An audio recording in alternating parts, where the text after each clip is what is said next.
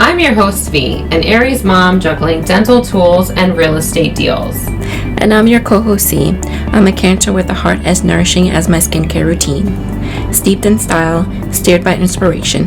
Pouring the perfect blend of fashion, skincare, reviews, love, and motivation. Tune into the Tuesday Tea with V podcast. Don't forget to subscribe and leave us some love. Salud. Salud. Okay, welcome back. How long has it been? By the time this airs and stuff, Over a month. It doesn't feel like it though. I feel like we've still been recording and working, which is so weird because we haven't recorded in like a month. Oh, my mic is it's not rubbing or anything, so it should be clear. Yeah, it will be. I know. That's the whole point today. But yeah, so we took a nice little break, did a little bit of revamping.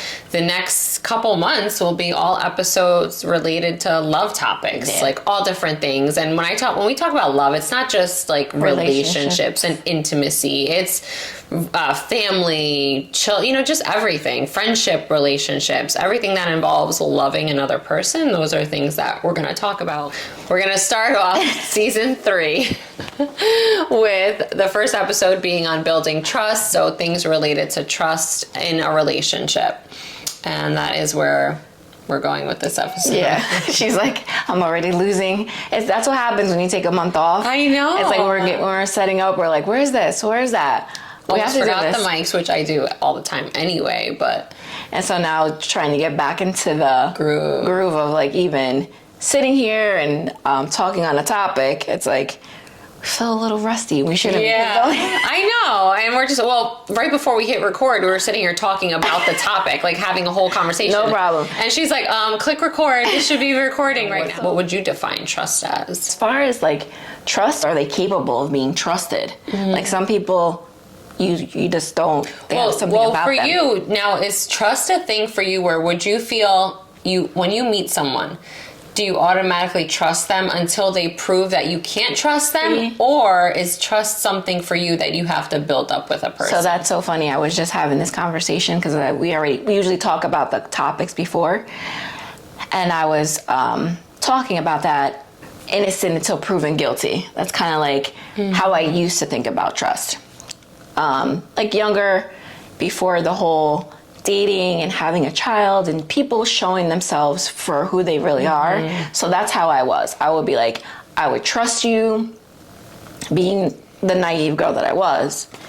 I would trust you until you showed me not to trust you.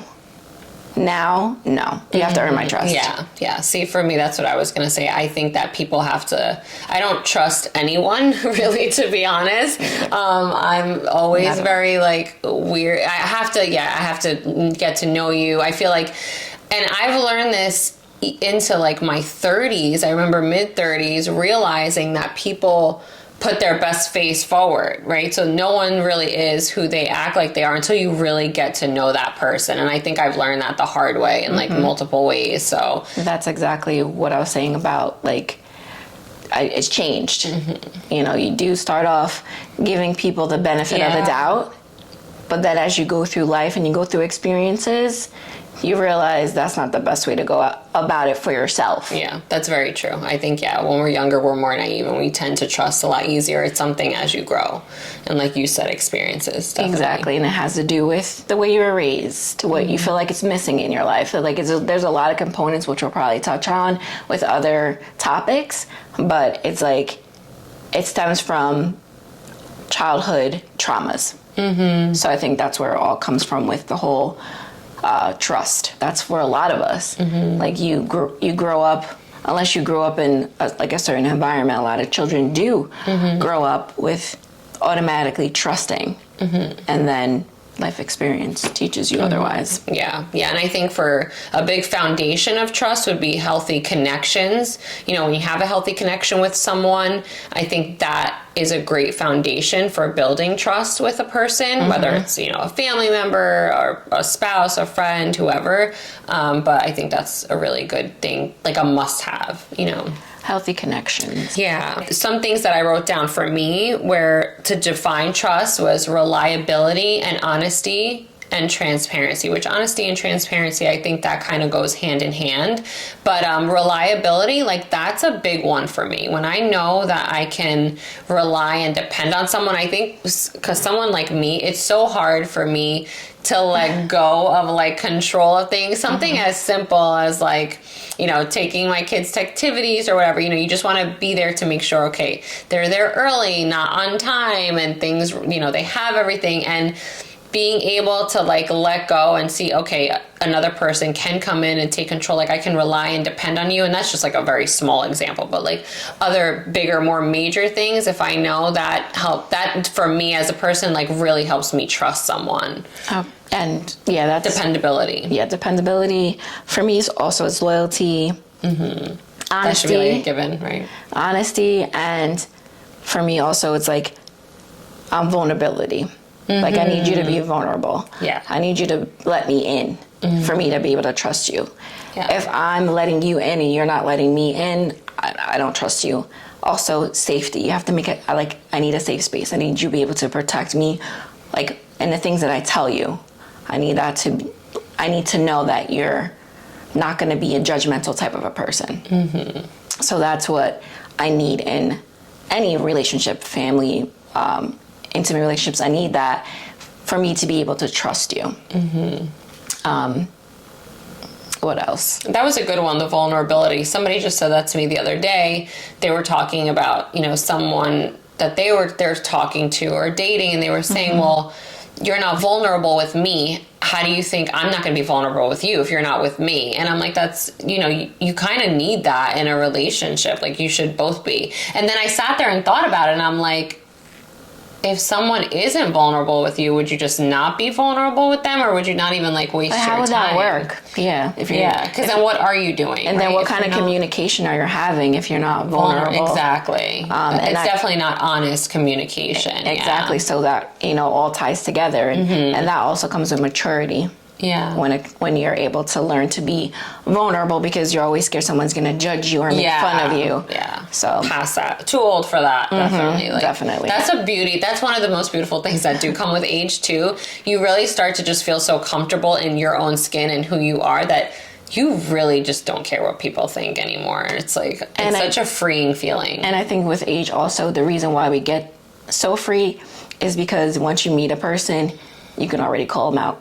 For who they really are, or right when you see them, and you're just like, either you're going to invest in it or you're not going to waste your time. Yeah. Now we know why our parents were able to like see like certain things in friends that we didn't see, and you're like, so true. Oh, okay. And they really were wiser, you know, wiser than we were, obviously. And what are some different forms of trust? Yeah, I put down emotional support. Yeah, emotional support's a big one for me. Trust is trust. So I never thought of it as like to break it down into categories. Either I trust you or I don't trust you. Well, like, because, like, if you look at it, like, dependability, being able to depend on you, that's, like, one form of trust. Like, that's something that's, like, under the trust umbrella that's going to help me. Like, these are all, like, building blocks for me that I'm like, okay, all these things lead up to me being able to, like, wholeheartedly trust this person. And, you know, like, so, like, the dependability, the emotional support, like, those are big for me. Where someone else might be, like, maybe someone else is like, well, communication is definitely more to me. Yeah, definitely. You know? That's definitely number one. How did you think? See, which is pretty big with me, but I feel like the emotional support would probably, for me personally, be higher. You know, obviously communication is huge. Because I always want to know what you're thinking. So I think for me, it's communication. To shut me out and not talk to me, I'm I can't. I can't. I just, then it starts to make me think about other things, and then I start to shut myself down where I don't even want to deal with you anymore. So that is something that I do need. I need for you to be able to talk to me, communicate. I'm not a judgmental person at all. You could tell me whatever, and that's something that we need. And problem solving. That's another thing I need for us to be able to come to an agreement when it comes to anything that we're going through. An argument, decision making, like we have to be able to problem solve. And not just sweep it under the rug. Together, yes. I don't like that. I need an answer. Open and honest dialogue. There was something recently where it was like, you know, don't just say things because you want to be nice, or like you think that's what the person wants to hear. I'd rather crude honesty. You know, that's why I appreciate people who are like almost sometimes other people even look at it as like rude, but that's just who they are. They have no problem telling you the truth. If it makes you feel uncomfortable, they're fine with it because they're being honest, and that's something you really have to appreciate with someone. So that's something that I really it's like corrective criticism. So I need that. I need someone. I have a problem with that sometimes. My mom will be like, I can't say anything to you, and that's something that I have to work on for myself. But I need the other person to be able to take, because it's not coming from a place of hurt, malice. Yeah, it's coming from a place of just trying to help you, and I need you to be able to see that it's not like a mean thing that I'm trying to do. Because sometimes it's hard to talk to somebody that doesn't understand that you're trying to correct them for a good reason, and some people are just like argumentative right off the bat, and that's not how it's not gonna, then I'm not gonna be able to talk to you, and if I can't talk to you, then I can't trust you. Yeah, because then those are people that like get offended by what you're gonna say, and then it sucks too, because then you're fearful to have a conversation. Yeah, I was just gonna say that, because then I get scared, and I'm just like, well, how do I bring this up without them right away being on like the defense? Like, can't stand that. So if you're one of those people, like, just get like offended, or you become like all defensive, when like, grow up, listen to what they have to say, be open-minded, and that comes with like maturity though too, I think, and just like growing as a person and being comfortable in your own skin. And sometimes I feel like another thing is with building trust, some people have a hard time, and some people need to seek counseling. Yeah. When it comes to building trust. I understand not being able to trust someone fully, but you have to be able to be able to open. trust. Yeah. Talking to someone always helps, because there's probably things that you have to work through, and it'll be much easier to once figure you out why you don't trust. What was it? Rebuilding trust? Yeah, rebuild. We were saying that's a hard one. Especially, like I told her, I said, I think in like family and maybe friendships, it might be a little easier. Definitely. But in relationships, rebuilding trust, depending on what the trust issue is. Like we were saying, like being able to like communicate and discuss things that like are bothering you, like that, I think something like that you can rebuild, because talking it through, maybe the one person that gets offended goes and gets help or talks to someone, and then they start to learn, okay, I can take this criticism. We can learn to talk through our issues. I think something like that is doable, but like infidelity, cheating, abuse, stuff like that, abuse, those are things that it's like, that's a little harder, especially like physical and emotional abuse to the other person. But even with communication, when it comes to rebuilding trust, once you start losing it, it's hard, because it's always going to be in the back of your head that you're waiting for the shoe to drop again. Yeah. You have to really be fully willing to let go of the past and start fresh. And, you yourself, not that you tell the other person, that you have to wholeheartedly be able to do that for yourself, or you're just going to drive yourself and the other person crazy. Definitely. Well, yeah, it's hard. But I think with families, I feel like we always go through things, I think because with family, it's a different kind of, I don't want to say betrayal, but it's a different type of a reason. What about in like friendships? What do you think? That too. I think it's easier with friendships. Yeah. Depending on what the issue was. Yeah. Depending on what. And usually if it's something to do, like I guess said again, if it's a trust issue because a friend had something to do with your spouse. Yeah. That's something that you really can't, I don't think, move forward from, because I don't know. I feel like that's harder. Yeah. Something like that, or just like really like betrayal. Like you said, like when you create a safe space for a friend. So you open up about things that are very personal to you. If that person or somebody shares that with someone else, that to me is another big thing. Because it's like, I'm sitting here expressing it to you and only you because I trust you. Now, if there's like other people there, that's different. But, stuff like that I think is pretty big too. Yeah. It's hard. Yeah. Especially when it comes to, because that's what a friendship is built on, being able to keep each other's personal secrets or problems. Yeah. So if you let it out, then we don't need to be friends. And I wrote on here, discussing the impact of being consistent in actions and promises. So yeah, I'm one of those people, like, don't say things if you're not going to do them. And, you know, I feel like I was one of those people, not that I would make empty promises, but I would always, like, say things because I always had every intention of doing them. And sometimes, like, I wouldn't even remember, or it would slip my mind. And that was something that I knew, getting, like, older, I had to be more conscious of. Like, okay, if you say you're going to do something, try to remember that you said that, or definitely do it. You know, that was one thing that I started to make sure I was trying to be more aware of, like, not saying things that I couldn't do or wouldn't do, but really, like, taking action. If you're not able to do it, have the conversation. Talk to the person, like, this came up, or I don't feel good, this happened. Like, I feel like when it comes to consistency, a lot of it has to do with people that don't know how to communicate. So if you don't know how to communicate, you don't know how to have that consistency. And, like, what are some things that you could do to rebuild therapy? Exactly. Go to freaking therapy. Just go to therapy. That's the best.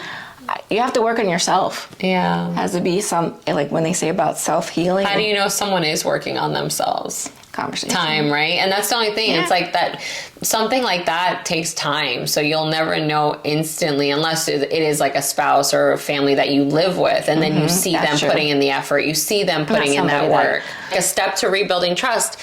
If there's something that the other person isn't doing or you want them to do, when you express that, like the communication, for instance, like one thing, like, hey, a trust thing, if I text you or call you and you don't respond until 4 hours later, when I know you always have your phone on you, that kind of is like, you know, for me, it makes, you know, well, not, for me personally, I don't really care. But like I'm saying, like, if that's an issue for you and you bring that up to someone and then you see that they change that. They say, okay, I know that this bothers that person, so I'm not going to do that anymore. I'm going to make sure I respond within, you know, an adequate manner. People are busy, you know, so if they don't respond right away, like, people can't do that. But, you know, not for, and you see that they're putting in that effort, that's a step towards building trust, you know. For some people, it doesn't bother them because some people are more busier than other people. But the fact of, if you know that's something that, like you're saying, if you know that that's something that that person needs, just do it. It's not that hard. Yeah, because for me, people be texting me. I thought I wrote them back because I'll look at it and then I have to do something. So it'll be like days later. I'll be like, oh my God, I never. So I'm definitely not one of those people where, like, I. So that's why it doesn't bother her, right, because away. She's not a quick. She's not a.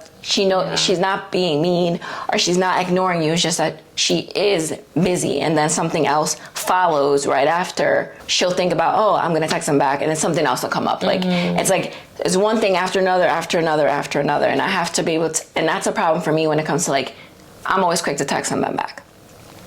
But with her, I've known her for so long, so I know that she's doing something. But for someone that I'm getting to know, I have to get to that point to know that you are really busy. Like, I saw a meme the other day and it said, sorry I didn't text you back. I read it at a traffic light with my kid, yelling at my kids in the car, and then I had to stop and I was like, oh my God, if I couldn't relate to something more. It's so true. Like, half the times I am reading stuff, like, right in between, or, you know, so it's not easy. But like she said, if that's something you express to someone, then they should put in that effort to do that. I also wrote on here if there were any, like, shared experiences or moments. So I'm sure I have like 1,000 like moments or experiences, but Sharice had like the best one. So I was like, you know what, you win. Like, you take the cake with that one. And I was there for that one, so it was a shared experience. So that's why I was like, when I thought of that, I was like, oh, there's one. The other day I was on the phone with Emily, and girl, I lost my wallet, my Louis Vuitton wallet. Couldn't find it. I had been to Trader Joe's and Target earlier that day, and I had my wallet, like, I take it out and just throw it in my pocket instead of carrying my whole purse. So I'm like, oh my God, I lost my wallet. I remember, like, vividly remember not leaving it in Trader Joe's or Target, because Emily's like, maybe you left it there, why don't you call? And I'm like, no. I'm like, you know what I think happened? I honestly think that it fell out of my pocket, because my pockets are small. So I thought it fell out, and that was how I lost it. And I was like really sad. I was like, man, that sucks. And not even the fact that it was a Louis Vuitton wallet. It was all just my cards in there. I didn't have like cash in there. It was all cards. But the fact that those coins, like, from my mom were in there too, I think that's what I was more devastated about. And I was just like, man, I don't know what to do. I was like, all I can hope is maybe someone turned it in to either Trader Joe's or Target. So Emily's like, are you sure? She's like, check your car, check your bag again. This went on for a good, like, 15 minutes. And And the reason I'm telling this story right now is because it just shows how much I've changed and grown as a person and a woman. So anyway, after literally about 15 minutes, I find the wallet in between a book. I have this like Bible scripture book that I keep in my bag, and it was in between there, and I was like, oh my god. She's like, you see, I told you. And after like 5 minutes of us just being so happy, she goes, Vanessa, you really have changed. And I'm like, what? I was like, what do you mean? She goes, the old Vanessa would have went nuts. She's like, you would have flipped out. She's like, you were so calm. She's like, you really have changed. And I was like, oh, thanks. I rubbed off on her. I switched roles with a few friends. I'm like, oh Lord. Thanks. So anyway, so what we were saying, it was on Wednesday or Thursday? It was like one of the night services. Church. We're talking about, we were going to a church service on a Wednesday night with my infant child at the time. Yeah, so we were in the parking lot. I had told the person that I was with that I was going to church service with her and that I was meeting her at church service. So we pull up. She's getting her infant child out of the car seat. All of a sudden, the person that I was with drives right past us to the church parking lot. And I was like, I look at her and I was like, did you just see that? And she was like, I was like, that's him. He just drove. She was like, he did? I was like, yeah, he's right there. She's like, oh my God. I was like, literally didn't believe that I went to church. Like, who's going to lie? So I call him and was like, I was like, what are you doing? You just passed me. He's like, no, I didn't. I was like, I can hear your car in the background. I can probably hear my voice talking to you, echoing. Like, what are you talking about? He was like, that wasn't me. I was like, yeah, whatever. And then he hung up the phone. Now I said, I'm like, that should have been a red flag right there. Like, why were we like too invested? But it was like, all right. And then to the come epitome home of not trust. To see his face and him act like nothing happened. But you know what? How crazy is that? Obviously, he couldn't trust someone going to church with her best friend and her best friend's baby. But what does that show? I feel like at the time, especially when you're younger, you're like, oh, they just care so much that, they want to make sure. No, it's really a reflection of what they're doing. Yes. Obviously, because nobody thinks that way. Like, who thinks, someone says they're going somewhere. Out of your way to literally drive creepy to the church. Because like when somebody tells you something, right, you're like, okay, that's what they're doing. What gives you a reason to be like, I'm gonna go get in my car, go to where you're not mortified and embarrassed for yourself? No, like, that's crazy. He was, because we made eye contact and he was like, and he just put his head down and kept driving, like, because he got there at the wrong time. We were literally just parking, getting out of the car, like passing by. I'm like, we're walking, he's like yeah. No, it was the right time because I needed to see that. Mm-hmm. Yeah. So to the young girls out there, that is not a sign of love. Run the other way. It is a red flag. Get out of there ASAP. Mm-hmm. It's just, it's definitely not. We want to encourage people to be open to trusting. That is the foundation of any healthy relationship, whether it's friendships, whether it's love, family, any person in your life, even at work, even like coworkers and stuff. Mm-hmm. I work in a dental office and we all kind of have to work together because if one person messes up, it's kind of like we all have to look out for each other. So that's trust right there. We didn't even get to touch on that, but even in our work environments, there's, I think anyone in your life, you always have to build that trust relationship. So exactly. It's very important, and we encourage, if there's anything that stops you or, you feel like hostile towards that, then, you should probably work through that. Yeah, just and I think everyone does. Because, not only that, we all go through things, and I feel like when you go through things, depending on what it is, it's going to affect the way you trust people or change your perspective. That's what I was going to say. And you also have to be willing to learn to trust. Mm-hmm. A lot of people, that's another thing. Once you I don't trust, but sometimes you have to give somebody a chance to, if they're really showing you they're a good person or they want your trust, you have to be willing to, to give it a try. Yeah. And if there's someone in your life that you feel like you really don't want to lose and, hasn't done anything where it's like, there's some things where certain trust, like we touched on, that you break that, you just can't repair or fix, such as like any type of abuse or anything like that. But if there is someone that you want to work towards that, try to come up with building trust strategies or games, or do it together so that you guys can work together, and it shows the effort put in by both people, and that in itself helps with being able to trust. Exactly. I agree. So, all right. So we're back. We're back in action. We are going to be doing our bi-weekly podcast, and then throughout the off weeks, we're going to be uploading some content onto YouTube as well to get, just to get more content up on our YouTube channel. And we have some photo shoots scheduled for once the weather is nicer. So that's really exciting. And we look forward to bringing you more. Don't forget to subscribe. Look for us on our social media platforms and email us if you have any questions or if you want to send us some free stuff. Go right ahead. We love that. Cheers, guys. Have a great day.